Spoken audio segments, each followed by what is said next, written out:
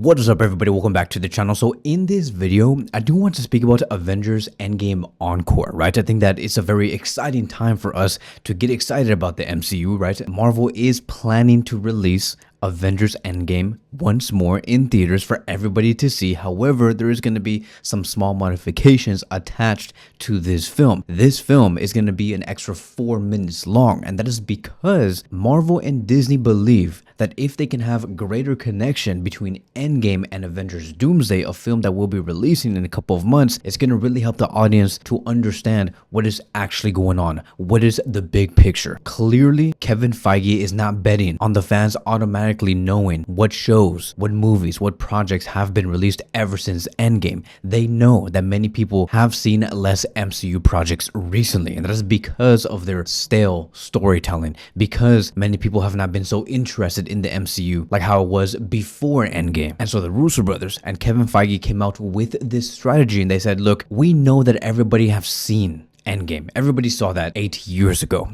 And so because all of you guys have seen Endgame, you guys know exactly what went on, how it ended, we're going to be attaching an extra 4 to 5 minutes into Endgame so that can serve as a bridge into Doomsday, right? Don't even worry about having any context on what happened after Endgame in terms of like the projects, the shows, like fuck Echo, fuck Secret Invasion, fuck the Marvels, fuck Quantumania, forget all of that. Like forget all those movies, forget all of those projects. We know that we try to build up Kang, but forget about that. That's all scrap. Just think about what went on in Endgame, how it ended, and how that will serve into Avengers Doomsday. This is the reason why Avengers Endgame Encore is going to be shown on September 25th, which is on a Friday, right? Because they want for the audience to see what were the ramifications on these characters in Endgame. We're messing with time, right? Because the whole plot and the whole thing about Endgame is the Avengers, these characters, they said, we're going to go back in time, we're going to go try and find the Infinity Stones,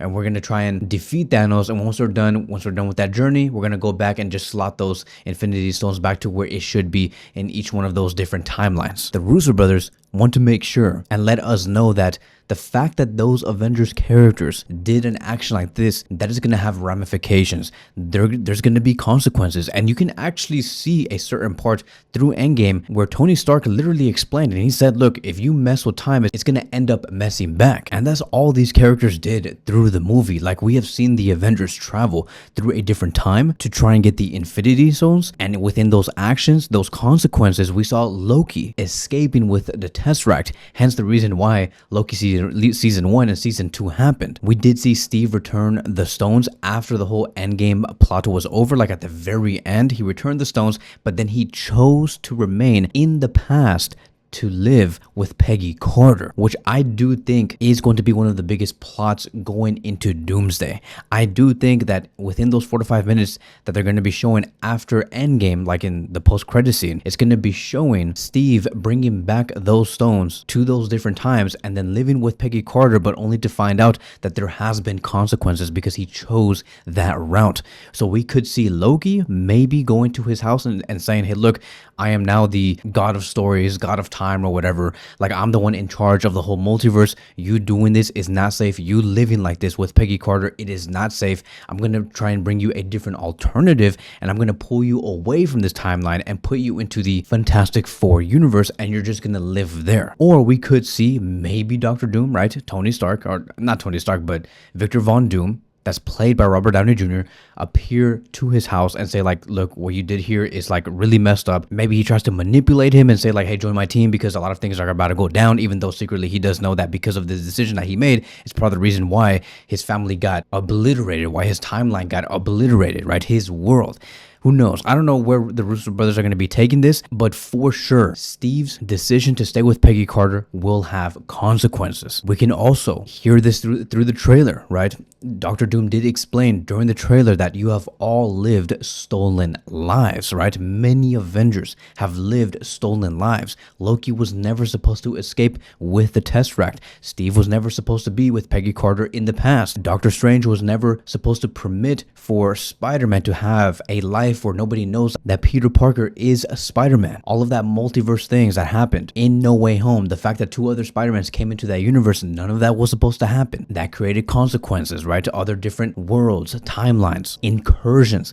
have been going on. Dr. Doom is literally saying you guys have all lived lives that were never even supposed to happen, stolen lives. And this is why we are going to be seeing Dr. Doom ally with the Avengers as incursions continue to happen, right? But only for Dr. Doom to have these evil schemes against the Avengers, right? Like acting like he is an ally, but we all know Dr. Doom is plotting for something way bigger and that will go against the Avengers. It will go against the X-Men. It will go against the Fantastic Four. So for sure, and I'm pretty certain, I'll say like 99% certain that post-credit scene that we will see will be about Steve Rogers and Peggy Carter and them living a life that was never supposed to happen. What were the consequences? And maybe because of those decisions, it is what led towards Victor Von Doom's family disappearing and for all of these incursions to start. And when you look at the comics and you look at how Dr. Doom tries to solve this problem, because I do think that him trying to solve this problem is correct. I just think that his solution is wrong. But his solution will be all about trying to create his own reality,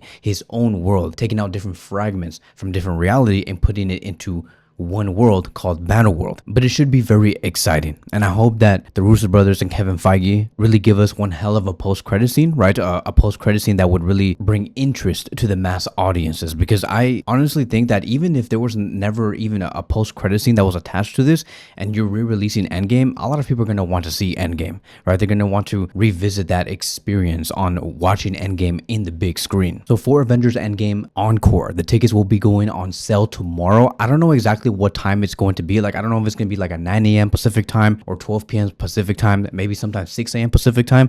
We'll see, but the tickets will be on sale tomorrow. I will also be there. I will be getting my tickets. It's going to be very exciting. I cannot wait, but that is it, right? That is going to be wrapping up today's video. Thank you guys so much for watching, and I will see you guys in the next one.